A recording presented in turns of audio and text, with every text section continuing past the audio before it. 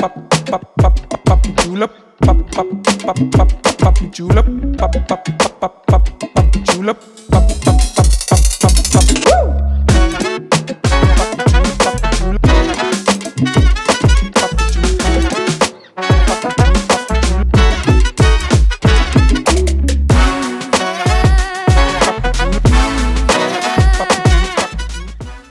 Halo Sobat Suara, kembali lagi di Ngorbit, ngobrol bareng bintang tamu. So, kita bakal ngobrol-ngobrol nih bareng para kreator dari film Darah Nyai. Yeay, kita beri tepuk tangan dulu. So, selamat datang di kantor Suara Jogja. Gimana kesan-kesannya, kabarnya hari ini? Mungkin seru atau gimana? Udah luar biasa. Kopi Sedaya Kopinya enak sekali ini. Booster. Sip. Wah, minum dulu. Masih mana? Udah habis ya. So, kita mungkin perkenalan dulu kali ya, satu persatu mungkin bisa dari ujung dengan Saya Rainer Wijaya, produser dan juga main juga di sini gitu. Dia salah satu yang disiksa. Nah, saya Steve, produser di Darah Nyai. Saya Viola sebagai Rara di Darah Nyai. Saya Yusron, director, tapi juga disiksa di darahnya. nanti mungkin kita akan ngobrol-ngobrol gimana tuh penyiksaannya mungkin ya. Ya, oke. So, kita langsung aja mulai. Bisa ceritain sedikit nggak sih gimana perjalanan dan proses kreatif yang membuat kalian tuh akhirnya tertarik untuk mengangkat tema mitos Nyai Roro Kidul dalam Darah Nyai ini? Gimana tuh? Itu siapa tuh yang jawab siapa? Boleh siapa? Mas Yes atau Kayaknya siapa? kalau proses kreatif, Ya sebenarnya sih kalau proses kreatif tuh dari aku langsung take over aja gitu ya. Ya jadi dari Imaginarium Pictures saya dengan Mas Hikmat Darmawan sebagai creative producer itu yang kami berdua yang bikin original IP ini sebenarnya. Jadi idenya itu memang ya menggabungkan aja mitologi yang udah umum dikenal oleh masyarakat Indonesia secara luas ya, yaitu Nyi Roro Kidul. Kemudian menggabungkan itu dengan genre film ini slasher gitu, horror slasher. Jadi udah sesimpel itu aja sih, dan kita ngeliat kan kalau misalnya Nyi Roro Kidul digambarkan mungkin kayak ada film-film ya Jawa-Jawa, gending-gending gitu kan, gamelan-gamelan. Nah kalau di film kita tuh kita pengen menghadirkan sesuatu yang berbeda. Oke. Nah, kalau boleh tahu apa sih visi utama yang pengen dicapai ketika pertama kali memutuskan membawa mitos Nyai Roro Kidul ini ke dalam konteks film modern seperti itu? Mas Yos atau siapa? Boleh, bebas siapa aja. Iya. Dari Mas Hikmat ya, karena Mas Hikmat gak di sini ya, jadi aku on behalf of him cerita aja gitu. Ya kita senang dengan film Hong Kong sebenarnya tahun 90-an dengan tema yang sinematografinya yang warna-warni gitu, dan pengen menghidupkan kembali aspek itu, dan itu yang kita bawa di Darah Nyai gitu ya. Jadi ya maksudnya Nyi Roro Kidul nggak harus kayak jadul-jadul juga gitu, kita bisa bawa itu ke kehidupan masyarakat modern, kekinian ya, dengan isu-isu yang juga kekinian. Ya, oke, mantap. Nah, kalau mitos Nyai Roro Kidul itu kan erat banget ya dengan budaya dan kepercayaan di Indonesia ya. Nah, gimana cara menafsirkan mitos itu biar tetap relevan dengan penonton modern tanpa kehilangan keaslian dan kekayaan ceritanya? Mungkin siapa? Boleh, Mas Yos atau Mas Steve? kamu dikit, nanti aku nambah dikit. Ya kalau misalnya ya Nyai Roro Kidul kan superpower, have a superpower kan, itu kan salah satu kriteria yang dia punya. Misalnya salah satu karakter ya Nyai Roro Kidul itu. Nah, bagaimana superpower ini bisa kayak menuntaskan gitu ya, menyelesaikan problema isu yang ada di masyarakat mungkin dengan ketidakadilan dan segala macam.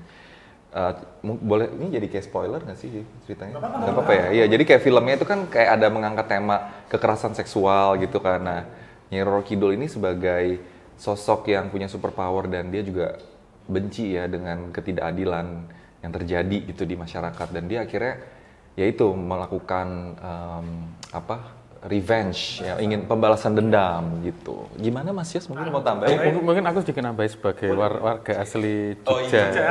Jogja. Jadi sebetulnya kita bisa ngomong kita dekat dengan legenda atau cerita mitos Nyi Roro Kidul. Dekat tapi nggak detail. Kita pikir kita tahu tapi sebenarnya kita tuh nggak tahu. Jadi kalau kita nyari literatur entah di internet atau buku itu sangat-sangat sedikit dan tidak satu cerita tunggal gitu.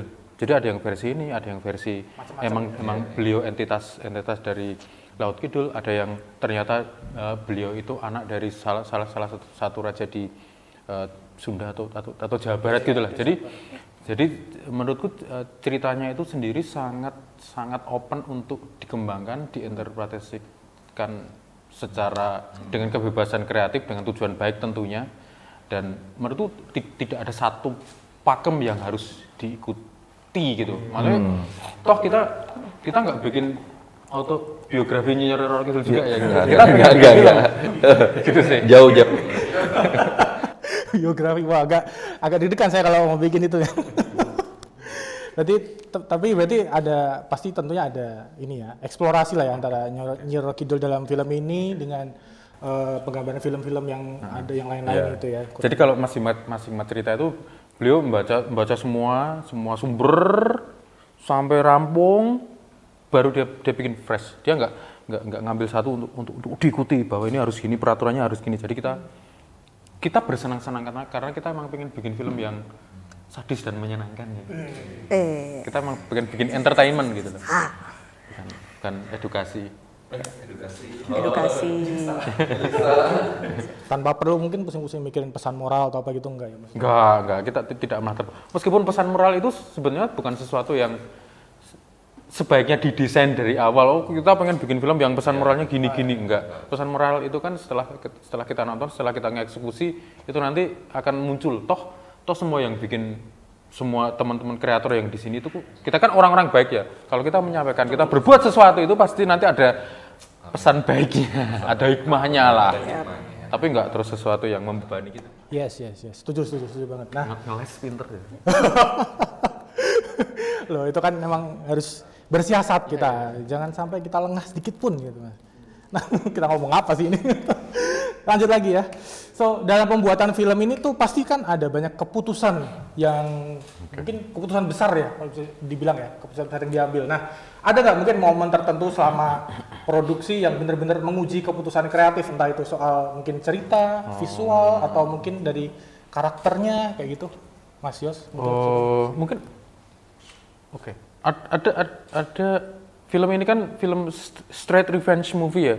Jadi kita emang nggak pakai tedeng aling-aling, kita pengen bikin film yang memiliki kedalaman pesan moral yang jeru kayak gitu loh. Kita emang straight revenge movie yang hopefully fun gitu loh. Jadi saat aku pertama kali membaca itu yang jadi jualan atau highlight kita andalan kita adalah penyiksaan itu tadi gitu. Dan aku membayangkan mungkin sudah membayangkan karena referensi Mas Hikmat itu film-film Hong Kong dan aku juga setuju film-filmnya. Bahkan kalau aku sendiri sangat terpengaruh oleh gaya-gayanya Zhang Yimou atau Wong Kar-wai yang kadang membuat benar-benar memanen warna itu untuk bercerita gitu. Gitu. Jadi misalnya karena ini adalah tentang ada berapa penyiksaan sih? 4 ya mungkin ya. Ada 4 penyiksaan besar yang itu ditulis dengan sangat menyenangkan, absurd, hilarious, sekaligus kejam yang mungkin tidak pernah kalian lihat sebelumnya. Gitu. Nah, aku bayangin kita akan punya waktu banyak untuk itu. Gitu. Tapi ternyata secara budget, secara resources, timeline kita nggak terlalu punya itu. Gitu. Jadi yang tadinya aku bayangin satu adegan penyiksaan, misalnya menyiksa dia, itu aku punya waktu eksplorasi 1-2 hari, sama dia itu dikasih emang 2 jam nggak cukup Mas. Terus dia ngerasain diket pakai setrika itu, dia ngerasain oh emang butuh waktu lama ya Mas. Gitu. Berarti untung dia ya. Kalau nggak dia disiksa 2 hari ya. Jadi inside of sesuatu yang terlalu overly choreograph kita bikin actionnya itu lebih grounded sekaligus lebih realis sih. Gitu. Aku sih bayangin kameranya harus muter-muter kayak The Matrix, tapi nggak bisa.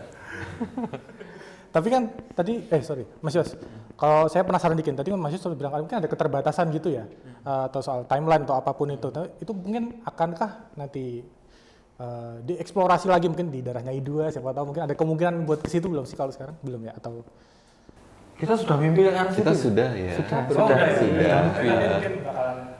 Bahkan nanti, ada sudut pandang lain dari situ mungkin kali ya? nanti kayak di ending darahnya itu kita sudah kayak open ending untuk episode selanjutnya. Ngono kayak lo. Spoiler. Spoiler ya? Spoiler loh. Bola, gue sing edit gue. Iki ra iso diedit Mas.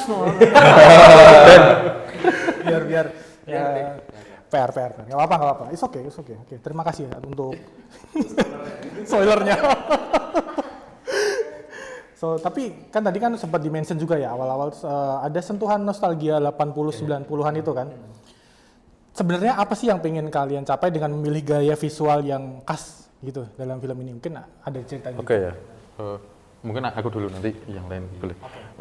Karena sejak aku menerima naskah dari Azam sama Mas Hikmat itu aku menerima naskah itu langsung saat aku tahu yang nulis Mas Hikmat dan Azam ini ini nggak akan normal, kita nggak akan bikin film horor yang normal gitu, dan pendekatannya nggak boleh normal karena normal nggak jadi nanti gitu. Terus Mas Hikmat itu spesifik nyebut satu judul film, judulnya Naked Killer ya. Naked Killer. Terus aku pasti sudah pernah nonton tapi terus tak cari lagi.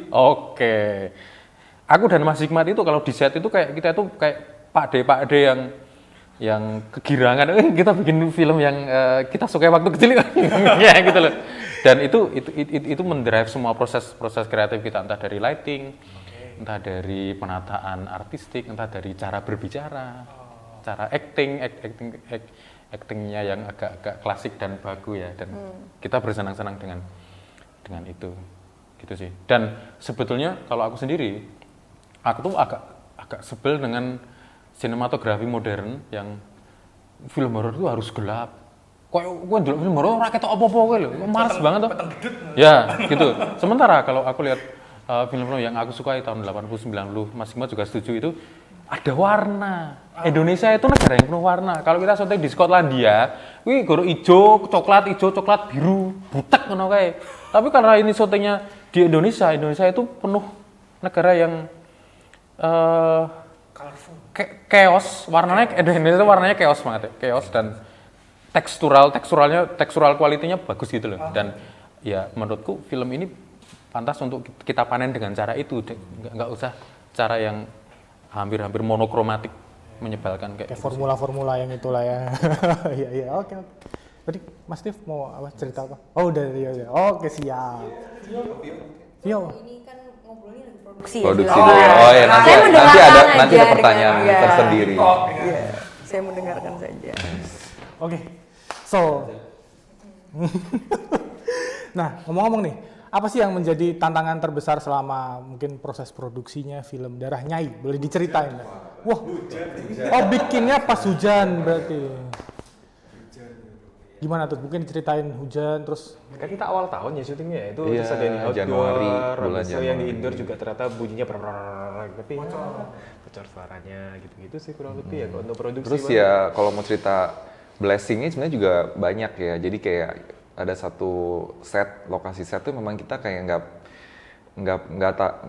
kita nggak prediksi dengan medan yang cukup sulit untuk dimasuki, itu batu karang di pantai gitu. Ternyata pas kita datang kita lihat udah ada jembatan dibangun oleh pemilik villa di situ, which is itu kayak di luar ekspektasi kita juga gitu. Jadi malah kita jadi lebih memudahkan juga. Terus kalau hujan terus di tetangga ya sempat ada drama.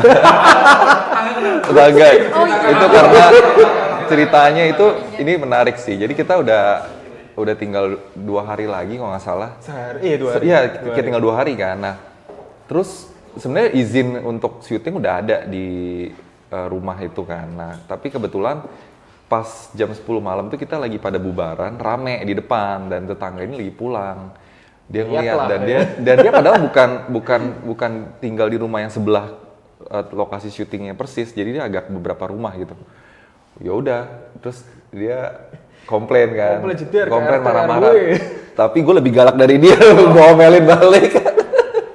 Terus ya udah, singkat cerita sih, untungnya besokannya bisa kita syuting diem-diem, jadi kita kayak dia di dalam rumah aja gitu ya. Kru kan semua mungkin kadang kalau misalnya mereka di depan gitu kan kelihatannya kayaknya apa nih gerombolan gitu kan. Cuman gara-gara gitu doang gitu.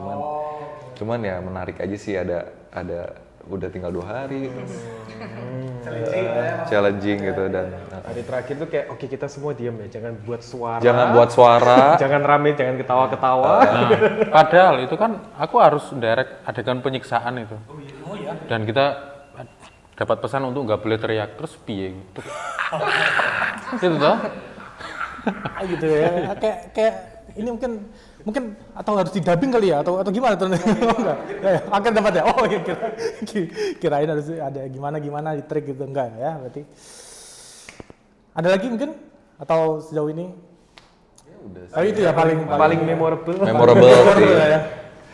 Iya, oke, thank you. So, mengangkat film ini juga kalau nggak salah film Darahnya ini mengangkat isu kekerasan seksual dan perdagangan manusia ya. Dan tentunya itu memerlukan penanganan yang ekstra hati-hati. Nah, ngomong-ngomong kalau boleh tahu, apa sih tantangan terbesar dalam menghadirkan isu-isu tersebut di layar lebar ya, terutama dengan narasi yang lebih gelap dan penuh ketegangan seperti itu. Maksudnya kayak sensornya gitu, gimana masuk layar lebar gitu. Ya, kayak gitu mungkin bisa juga diceritain. Udah lulus sensor kan? Udah lulus sensor kok kita. Udah. Udah lulus sensor. Maksudnya, tapi maksudnya ada kegelisahan atau keresahan atau mungkin ada sesuatu yang mungkin mengganjal atau apa selama prosesnya. Gitu perlu nggak sih penanganan gitu? Ada penanganan gitu nggak? Penanganan yang harus ekstra banget gitu nggak sih? Atau ya udah sesuai yang emang Kebetulan sih beberapa bagian-bagian vulgarnya udah diedit sama Mas Yos ya. Jadi kita tahu ini kayak mungkin nggak Enggak deh. ini deh. keterlaluan Kayaknya ya. udah deh. Iya. Di Indonesia kayak susah deh kalau yang mau kita sampaikan sudah tercapai tanpa harus menunjukkan itu. Iya, ada aspek itunya juga. Tapi waktu kita bikin itu sebenarnya kita lumayan oke, bikin dulu aja. Cuma di belakang kepala kita sudah mikir bahwa ini ya yang penting kita punya materi dulu.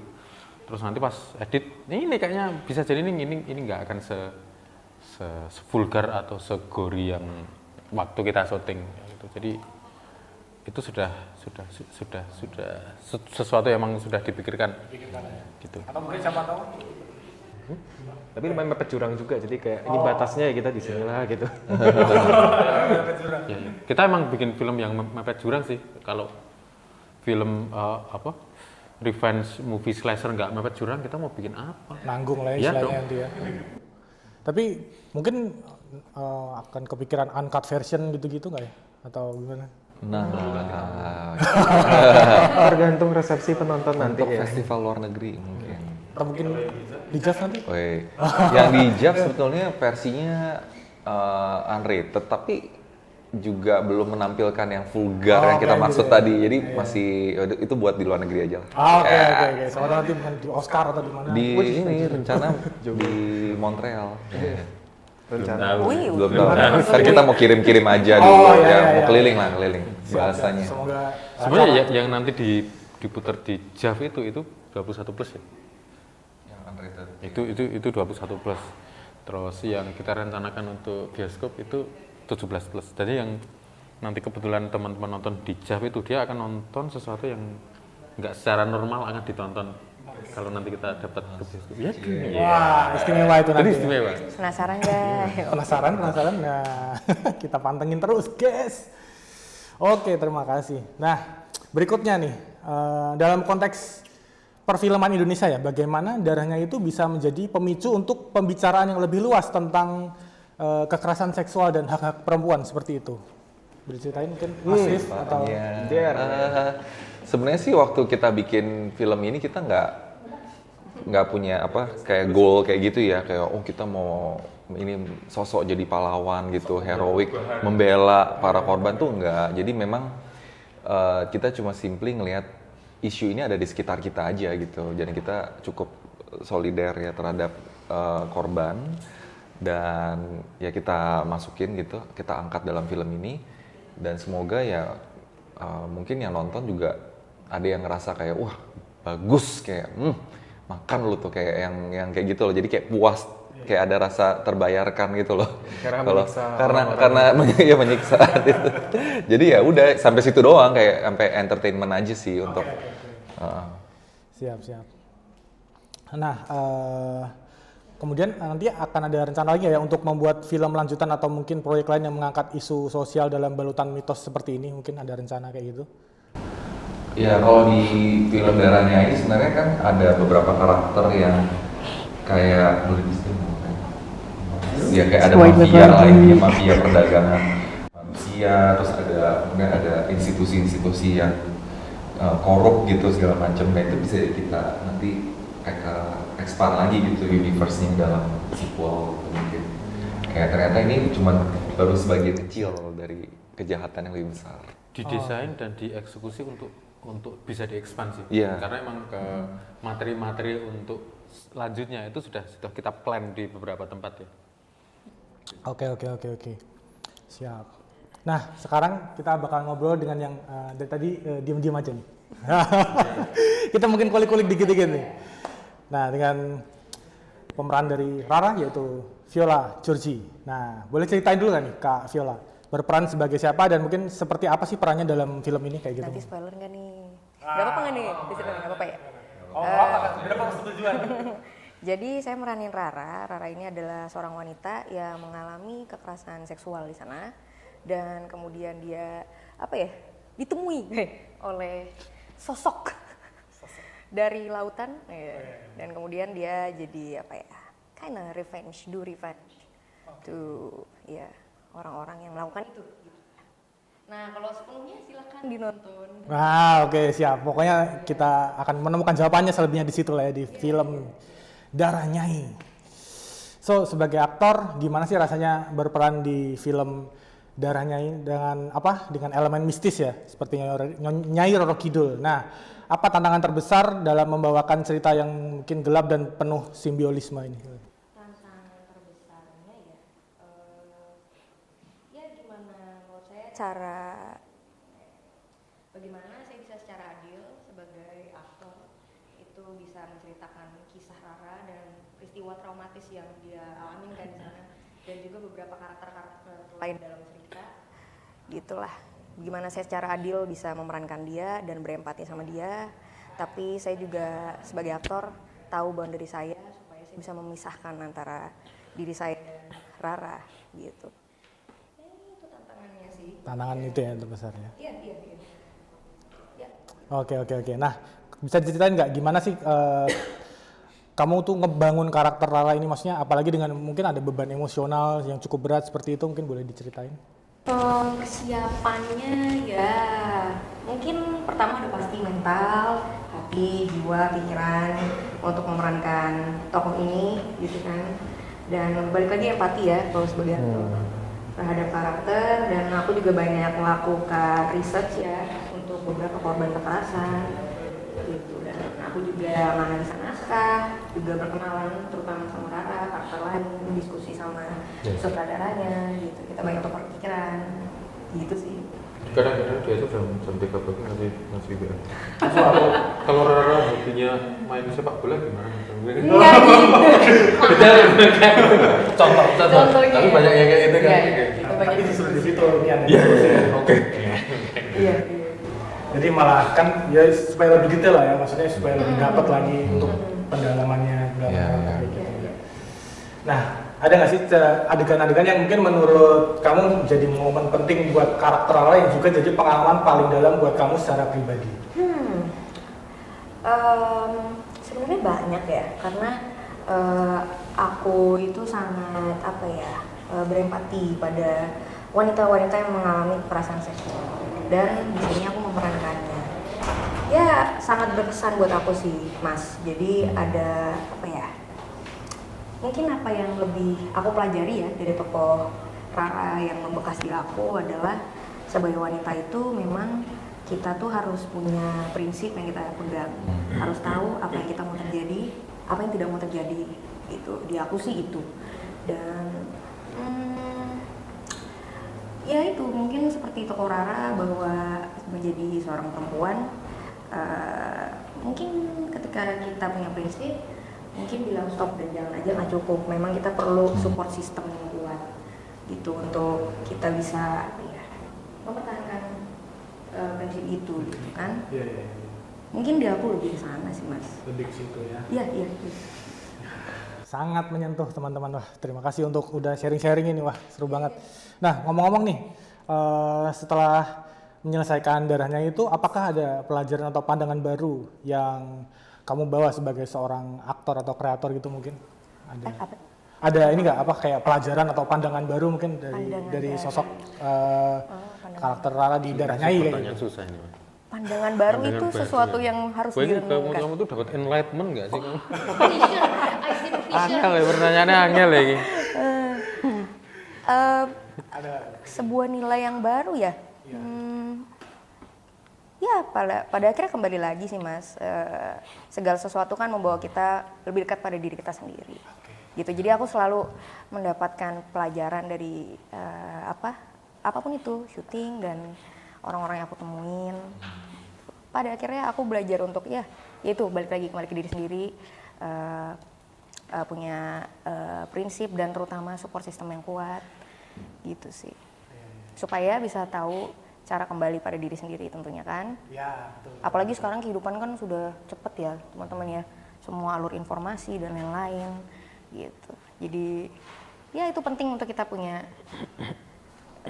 prinsip dan Ya, betul. ya. BTW nih, agak penasaran dikit.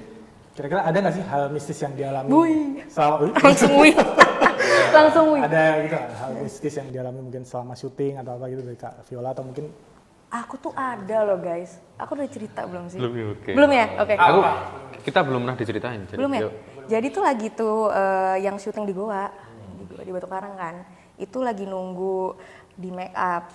Nah, aku berhenti dulu tuh sama MUE di ya tau kan jalanan yang berbatu-batu itu kan. Terus kulihat lah di Batu Karang sana.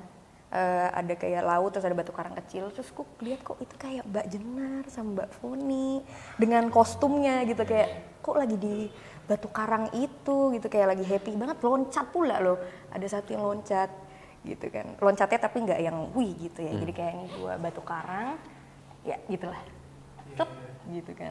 Terus aku sempet kayak gitu kan, lihat tuh ada Mbak Foni sama Mbak Jenar gitu, terus yang lain juga lihat, nggak cuma aku. Ada beberapa yang lihat juga. Nah ya udah, terus ayo di make up, akhirnya aku di make up. Gak lama, 30 menit kemudian mereka muncul berdua. Terus aku kayak, loh Mbak tadi bukannya lagi di sana? Mereka kayak, hah? Enggak, kita baru bangun tidur. Dia bilang gitu. Ya sudah, itu sih. Thailand juga pas di yang villa itu banyak yang digedor-gedor nggak sih pintunya katanya? Oh iya, aku dengar juga itu. Kalau yang kita tuh Wesley Sang. Yang Noel siapa? Yang si Steve Mbak ya? Foni beginiin. oh dan ngorek Apa itu? Itu Wesley, gue lihat kan, gue bercanda. Apa? Dia bercanda gitu. Tapi digedor-gedor tuh sampai Gedor-gedor, iya. Buset. Si Jenar ya. Semua ruangan yang kamar Thailand semua digedor-gedor. Kamu juga kenal nggak sih waktu itu? Aku enggak sih. Yang cowok-cowok berarti. Ya kayaknya yang cowok deh yang denger bak di ikut ya. ada suara-suara gaduh gitu ya. Aku agak denger sih. Ada yang lihat juga kan? Oh ya? Oh, nggak nyampe kali. Siapa? Yang kepala terbang, bukan? Oh. Iya, ada yang lihat lah di toilet gitu. Visualnya apa? Visualnya apa? Visualnya cewek Oh cewek. di toilet. Masih nggak ngalamin. Aku terlalu bebal untuk mengalami hal kayak gitu. Aku nggak sensitif. Aku. Sama-sama kita kayaknya. Oke. Nah, BTW, apa sih yang diharapkan dari para kreator terhadap reaksi penonton terhadap tema yang akan diangkat dalam Darah Nyai ini? Nah, terutama tentang keadilan bagi korban kekerasan ya. Mungkin bisa diceritakan? Ya, sesimpel aja. Saatnya Renner. Closing, ayo. Closing best.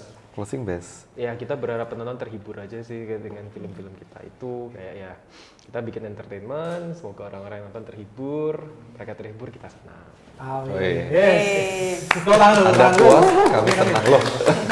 Kalau dari Kayak slogan apa? dari- Oh ini harus semuanya. Iya, Oh, ya pastinya kita berharap film ini bisa cepat tayang juga secara publik di bioskop-bioskop terdekat. Kesayangan Anda gitu ya kalau tahun 90-an gitu ya. Ya apa bisa ngelihat penampilan Vio yang keren banget actionnya, actingnya. Dia juga Dan actingnya keren banget. Juga oh iya masnya semua penyiksa dan Mas Yusron yang mendirect dengan sangat baik. Mantap. Ya berdua kursus. Kemudian kalau dari Kak Vio? Harapannya apa Iya, tadi ya? mungkin Bapak Jadi lupa. diharapkan apa seperti itu. Harapannya. Penonton setelah nonton ini penonton merasa apa? Contohnya kan penonton merasa apa gitu atau Ya tentunya satu, mereka menikmati apa yang kita sudah buat dengan hati dan pikiran. Dan ya semoga itu sih, kalau di aku lebih ke semoga perempuan-perempuan bisa sadar mengenai mereka punya prinsip, lebih itu sih. yes, amin, yes. Kita beri tepuk tangan juga buat Kak Vio dan terakhir mungkin dari Mas Yos. Kalau aku berharap ini kan penonton masuk ke bioskop itu nonton film yang sadis ya. Ya. Takutan, sadis, tegang. Tapi keluar itu aku pengen mereka itu senyum-senyum. Karena itu tuh film balas dendam yang feel good, yang endingnya kita puas gitu loh. Jadi ada suatu perasaan Katarsis yang gitu ya. mampus loh. gitu. Karena aku lihat banyak sekali film-film yang tentang perempuan-perempuan yang teraniaya, tapi dalam rangka mengejar kualitas, ya filmnya bagus, cuma ada dendam yang nggak terbalas itu loh, bikin kita emosi. Nah ini adalah jawaban untuk itu. Saatnya. Ah, Inilah waktunya. saatnya biji meleduk. Nomor Nggak. never. Nah gitu loh. Oh enggak ya. Itu tadi spoiler itu sebetulnya. Oh itu spoiler juga. Itu tadi spoiler. Oh, panik dikit tadi. Oke.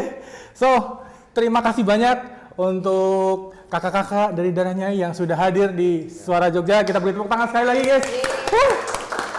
Pokoknya kita tunggu akan tayang dalam waktu dekat ya Darah Nyai ya, atau Sementara akan premier di JAV tanggal 5 besok. Besok ya. Wah, deg-degan banget Deg-degan nggak? Lebih deg-degan ini sih. Oh, deg-degan ini.